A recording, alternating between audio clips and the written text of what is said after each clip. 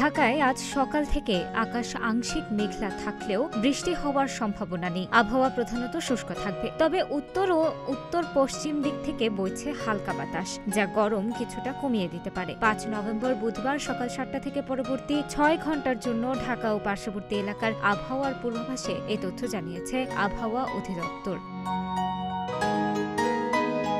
এতে বলা হয়েছে, দিনের প্রথমার্ধে আকাশ আংশিক মেঘলা থেকে অস্থায়ীভাবে মেঘলা থাকতে পারে, তবে আবহাওয়া প্রধানত শুষ্ক থাকবে। এ সময় উত্তর বা উত্তর পশ্চিম দিক থেকে ঘন্টায় ১০ থেকে ১৫ কিলোমিটার বেগে বাতাস প্রবাহিত হতে পারে। দিনের তাপমাত্রা সামান্য কমার সম্ভাবনা রয়েছে।